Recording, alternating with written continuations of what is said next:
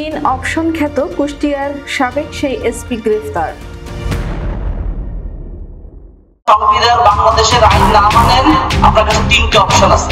এক অপশন উল্টা পাল্টা করবেন, হাত ভেঙে দিব, জেল কাটতে হবে। দ্বিতীয় অপশন হচ্ছে গিয়ে একেবারে চুপ করে থাকবেন, বাংলাদেশের ইতিহাস বঙ্গবন্ধু স্বাধীনতা নিয়ে কোনো প্রশ্ন করতে পারবেন না, চুপ করে নিজের জীবন যাপন করবেন। আর 3 নম্বর হলো, যদি আপনার বাংলাদেশ পছন্দ না হয় তাহলে you are welcome to go your পিয়ারা পাকিস্তান। কুষ্টিয়ায় বিএনপির কর্মী সুজন মালিথা হত্যা মামলার প্রধান আসামি 3 অপশন খ্যাত জেলার সাবেক পুলিশ সুপার SM তানভীর আরাফাতকে গ্রেফতার করা হয়েছে। বৃহস্পতিবার দুপুরে তাকে কুষ্টিয়া সদর আমলি আদালতে হাজির করা হয়। আদালত তার জামিন নামঞ্জুর করে কারাগারে পাঠানোর নির্দেশ দেন। কুষ্টিয়া মডেল থানার ভারপ্রাপ্ত কর্মকর্তা শিহাবুর রহমান শিহাব বিষয়টি গণমাধ্যমকে জানান। খুলনার খালিশপুরের বাসিন্দা তানভীর আরাফাত সিলেটের রেঞ্জ DUG অফিসে উপ পুলিশ কমিশনার হিসেবে কর্মরত ছিলেন। জুলাই আগস্টে ছাত্র জনতার অভ্যুত্থানের সময় তিনি বরিশাল মেট্রোপলিটন পুলিশের ট্রাফিক বিভাগের উপকমিশনার ছিলেন। আন্দোলনে সাংবাদিকদের উপর হামলার অভিযোগও ছিল তার বিরুদ্ধে।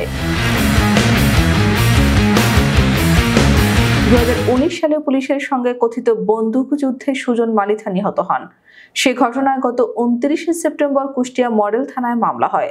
মামলায় মোট 15 জনের নাম উল্লেখ করা হয়েছে। অজ্ঞাত আসামি করা হয়েছে আরো 10 থেকে 12 জনকে। মামলার বাদী সুজন হোসেন এজাহারে উল্লেখ করেছেন, আমার দলীয় ছোট ভাই বিএনপির সহযোদ্ধা সুজন মালিথা নিয়মিত বিএনপির বিভিন্ন প্রোগ্রামে উপস্থিত থেকে নেতাকর্মীদের উৎসাহ প্রদান করত, যার কারণে আসামিদের কাছে সুজন মালিথা শত্রু হিসেবে পরিণত হয়। আসামিরা আমার দলীয় ছোট ভাইকে হত্যার ষড়যন্ত্র করতে থাকে।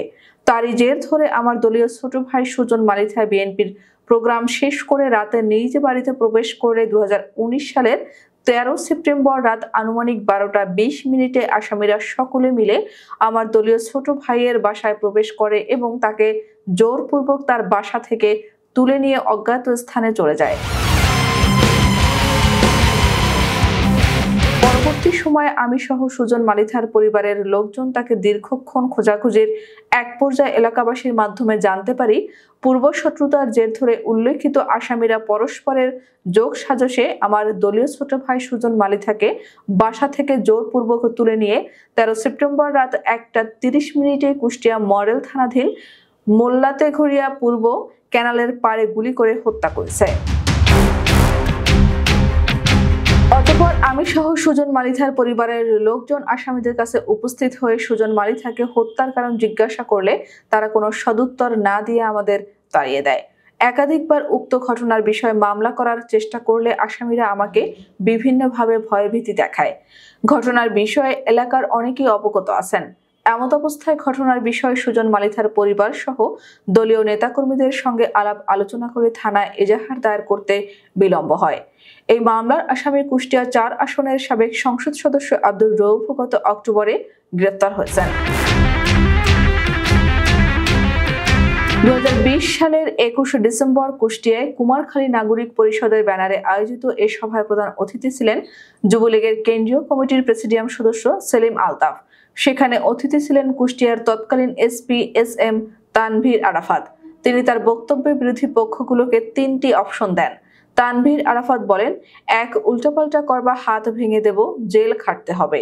2 একেবারে চুপ করে থাকবেন, দেশের স্বাধীনতা ও বঙ্গবন্ধুর ইতিহাস নিয়ে কোনো প্রশ্ন করতে পারবেন না। 3 আপনার যদি বাংলাদেশ পছন্দ না হয় তাহলে you are welcome to go your পিয়ারা পাকিস্তান। তার এ বক্তব্য তখন তুমুল আলোচনায় আসে।